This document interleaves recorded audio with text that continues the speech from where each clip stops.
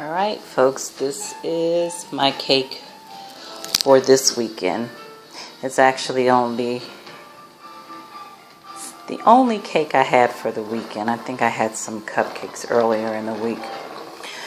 I got this order really only a week ago, probably I think last Wednesday or Thursday this person contacted me. She has a daughter who is graduating from, or who has graduated now. I think she graduated last weekend from the University of Florida. And she did not have an idea as to what she wanted of the design itself, except for she wanted something that was what she said. Something nice, something a little bit different for her daughter.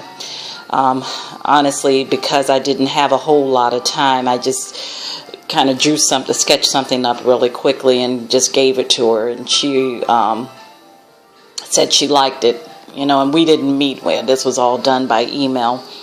I did, it was a little different because the design that I did, what I did was, where you see the UF, I actually had the UF over here, and then I actually copied a picture from their official stationery that I found online, and it said like the University of Florida.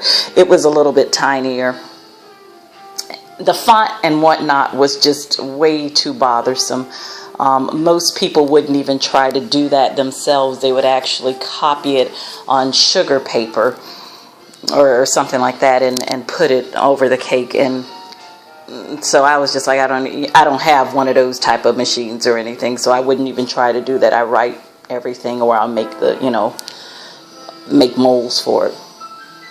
Anyway, I decided against that yesterday because it was going to be too crowded.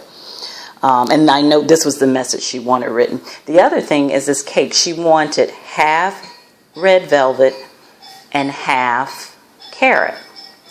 So that was a bit of a challenge for me because I've never baked both of them together. And all week long I've been trying to figure out how am I going to do this, because the size of the cake itself, it's hard to do what she wanted me to do, because I would either have to bake two separate cakes, cut them in half, and all, just a bunch of headache. Anyway, I did come up with a technique. I searched online and I found someone who had a technique that works really well for her. So I used it and it did work for me. Had to bake it a little bit longer. But so one side is red velvet, one side is carrot.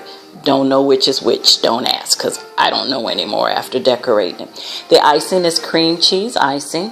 The borders, the writing, the piping, as far as the writing goes, that's all cream cheese. The letters and the gator, that is actually, in the cake decorating world, it's called Run Sugar or Sugar Flow. You'll hear something like that. As far as Wilton goes, the company that I teach for, it's called Color Flow.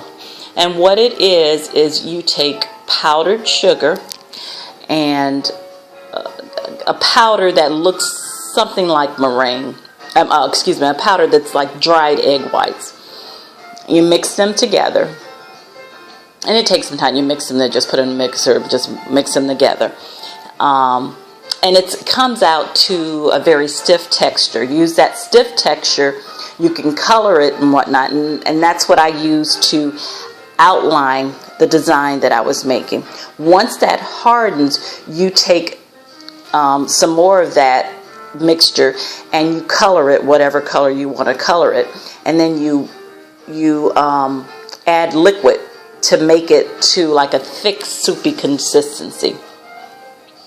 And then you take that and you fill in the outline where the outlines are. And it's tedious, and it's it's a time-consuming process depending on how large it is. Anyway, so I had to do this on Monday. I actually did this part on Monday. I think it was Monday night. and let it so it could dry and everything, and I could have enough time to set it aside. And you just have to resist the urge of touching it and everything because it's almost 3D. And then under there, the night before last, what I did was, because this piece is so fragile and I was afraid that when I put it on the cake, it's going to either crack or all the oils from the butter and the cream cheese and the icing would absorb into this, and it'd be more like it could be almost like a grease stain on the actual piece. So what I did was, there I have an oval shaped pan that's nearly the exact identical size of this.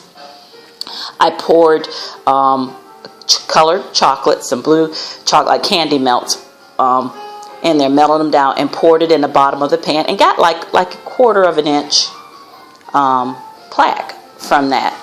And what I did was I took it and I adhered this to the chocolate piece. So when I put the chocolate piece on there, you see it kind of protrudes from the cake under there. So it's there. They could save it if they wanted to, or they can eat it. It's all edible. And the letters are made of the same thing. I actually had the letters, here are the letters that I made for it earlier. They were a little bit smaller, as you can see. And yesterday, when I kept trying to work with this, I was just thinking, oh my goodness, this is not going to work the way I want it to. So I had to make more colorful pieces. And this was really nerve-wracking because I really should have had those dried before then.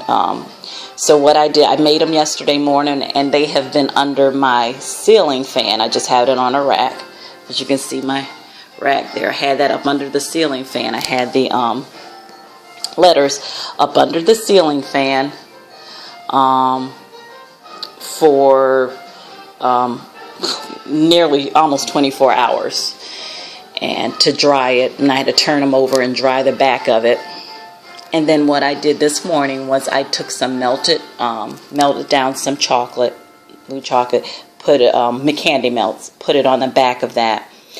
And on these, while they were wet, I stuck it on a cake so it would stick there. And that's it. That's my latest cake. Let me know what you think.